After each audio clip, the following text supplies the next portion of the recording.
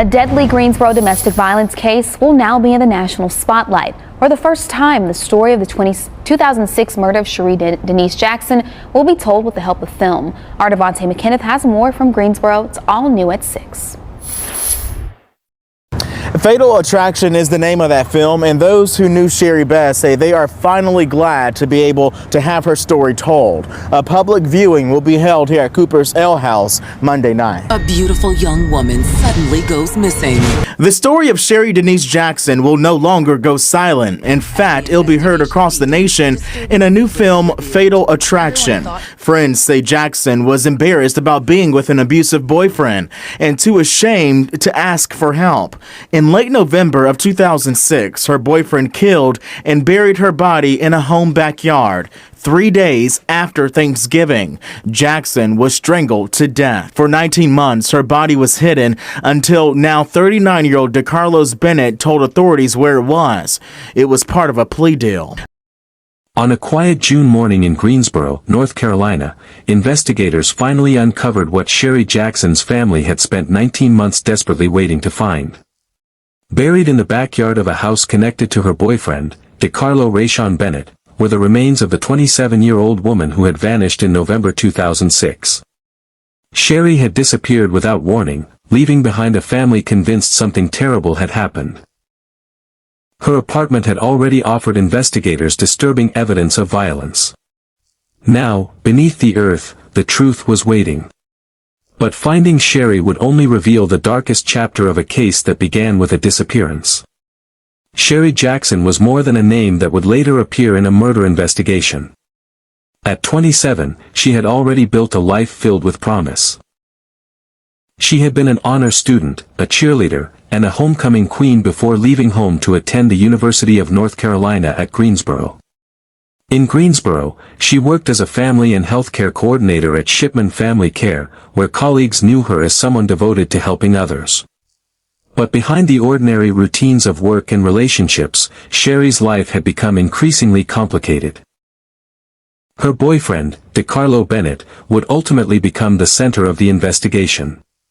The warning signs were there, but they did not come with a clear prediction of what was coming.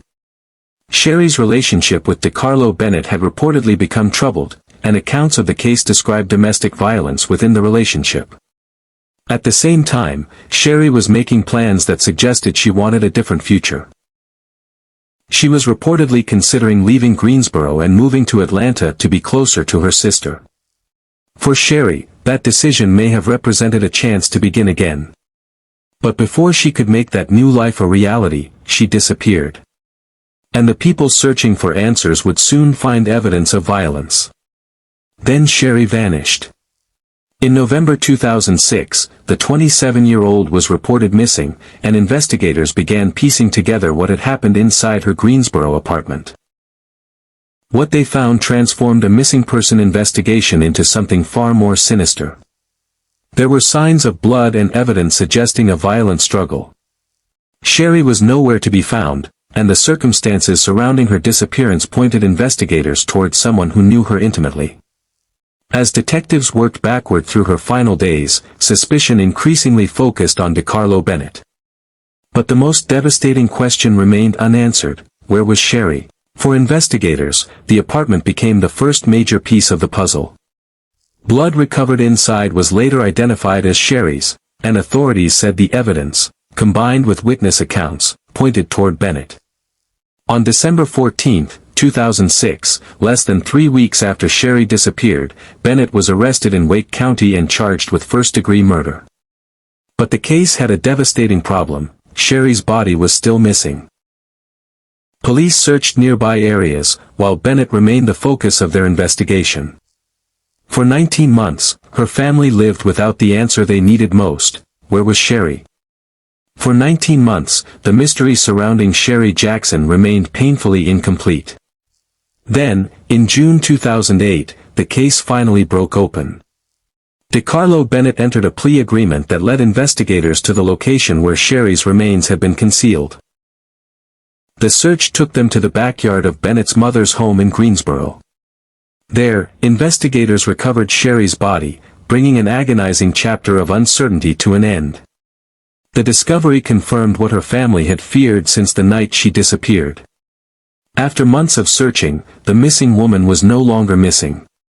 Sherri had been found, but the truth came at an unbearable price. The discovery of Sherri's remains finally gave her family an answer, but it could not give them back the woman they loved. For 19 months, they had lived with uncertainty, wondering whether Sherri was alive somewhere or whether her disappearance had ended in violence. Now, those hopes were gone. Her recovery also meant that investigators could finally move forward with a case that had remained incomplete without her body. For the Greensboro community, the tragedy was a painful reminder that a disappearance can leave devastation far beyond the person who vanishes. Sherri was gone, and those closest to her were left to carry the loss. In the end, DeCarlo Bennett pleaded guilty to second-degree murder. The plea brought a legal conclusion to a case that had left Sherri Jackson's family waiting for answers for 19 months. Bennett was sentenced to 13 years in prison. There was no trial that would publicly reconstruct every disputed detail of Sherri's final moments. Instead, the plea closed the courtroom chapter while leaving the tragedy itself painfully clear. Sherri had disappeared at 27, and her life ended long before her family was given the chance to bury her. Her story leaves one haunting question: how many warning signs must appear before someone realizes it is time to escape? Sherri Jackson's story ended in a courtroom, but for the people who loved her, there was never a simple ending.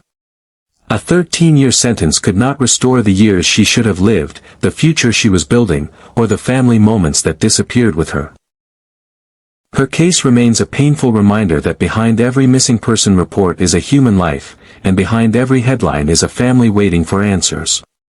If Sherri's story stayed with you, like this video, share it, subscribe to Crime Vault, and turn on notifications. And ask yourself, could someone you know be hiding the warning signs of danger?